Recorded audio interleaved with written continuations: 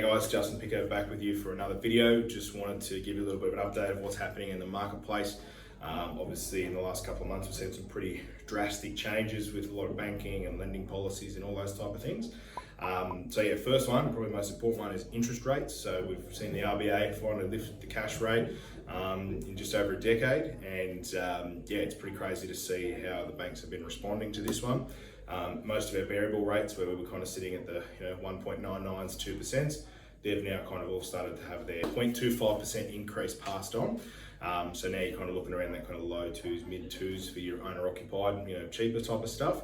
But the days of things in the 1% category, I think, are definitely beyond us now. So if you did lock in for 4 or 5 years, 12, 24 months ago, well done to you. Obviously enjoy those out for as long as you can. But I suppose for the other people who fix for the 1 to 2 years, we're obviously going to be looking at a time that once we come out of those time frames, we then need to obviously have a look at what we've got in the options basket as well to see, we're going to refix, refinance, restructure, whatever the case is. What we've seen the big banks do is actually kind of lift their fixed interest rates ahead of these announcements. So, a 1 to 2 year fixed rate now is kind of around that 4% mark. So you can see here we were dealing in the 2%, now we're dealing back up in the kind of high 3% and 4%. So it has been quite a drastic change. For people in the Sydney and Melbourne markets that have really stretched themselves, I think there's probably going to be a little bit of pain there.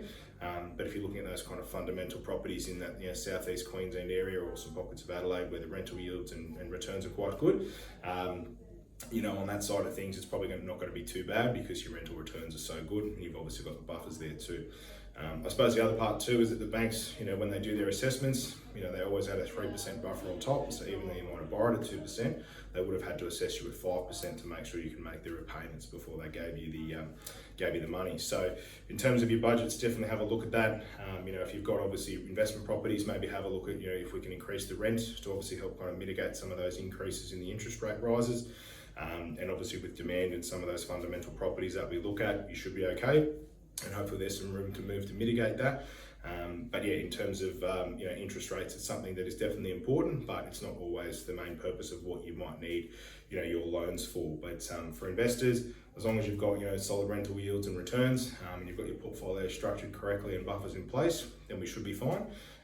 But obviously anyone else who's kind of stretched themselves in an owner occupied scenario, kind of really stretch themselves to get there and have any concerns, obviously review your budgets, but feel free to reach out and give us a call if you have any questions there. Obviously we want to make sure that everyone's being looked after, haven't overstretched themselves, and are in a position where we can move forward and hopefully continue to grow. If you have any questions, give us a call, email, text, whatever it is, look forward to working with you again soon. Cheers.